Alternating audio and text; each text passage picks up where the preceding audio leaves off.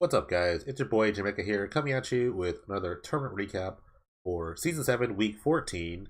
The Sunday APAC tournament was won by Goblins, piloted by Not Very Good. Uh, Goblins was like the big hit in the beginning of the season. Now here we are, see at the end of the season. And this deck is a little different from the other ones you've seen. I mean, it's still red-black base, but it's got a little white splash for the sideboard. So, but the main things are still here. Like, for example, Auntie's Hobbles, just feeling everything here. Goblin Lackey's premier one drop here. Quest for the Goblin Lord lets you just go over the top. Just having a nice anthem, especially on turn one, where it kind of just like builds up really good. Your deck is mostly creatures, so this will trigger pretty quickly. Single burst lighting for opposing Goblin Lackeys, things like that. Frog Tosser Banner helps reduce all the costs of goblins and rogues, but they're all goblins anyway. But some are goblin rogues, but doesn't do both really. Names Inversion is another goblin that you can get off of a ringleader, or helps you trigger the Hobble if you need to. Grenzo, Goblin Rogue, helps find more goblins. Really, just kind of increases your board. This deck is pretty much a board state side of deck, so you kind of want a large board and just kind of overwhelm your opponents with tons of creatures. Mad Haunty is pretty sweet. It's the Lord of Choice here. Also helps regenerate other goblins, so you can kind of just push through attacks and regenerate the goblin that you want to save. Goblin War Chief, another cost reduction goblin, also gives them haste, which is really important. So it's a very important goblin in a sense. As long as Ringleader also helps you find more goblins to play. You'll almost always get hits off this, at least like one or two. Any more than like one basically is really good, because the first one just replaces stuff, but the next couple ones are just like gravy there. Beelback Chief helps you go wide, especially in the go wide deck. If you want a card that makes other cards, it's just like really good. So Beelback Chief is pretty great.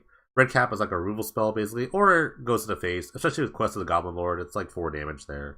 That's pretty neat. Mad Alty's even more.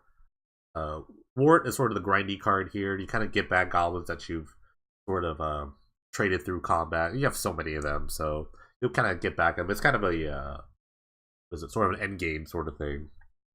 And speaking of getting back goblins, Warden Pilfers is also another interesting card. You can get it. It's kind of like a Gravedigger for goblins, and if you get a goblin, it has haste. This is a Gravedigger in general, but when you get a goblin, it's a little better. So that's kind of nice. The sideboard is where the white splash comes. Allay is a very interesting card.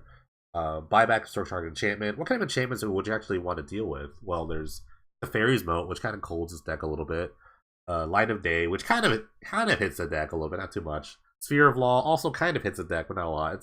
The red and black are very split, but those are cards that you can see opponents bringing in against you. So Allay is pretty cool. I'm not sure whether the enchantments you're really worried about, but yeah, Mirror Mockery, I guess, out of the Yosei deck.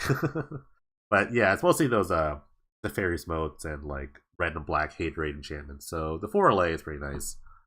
Extra burst lightning for other goblin decks, or even like Hermit Druid decks, things you want to kill the 1/1s or the 2/2s. Extra removal is always nice. Not just for the sort of linear combo decks like Woodgorger Dragon, I guess like the Hermit Druid Rainmare deck, Dragonstorm. Those are all like good hits for that.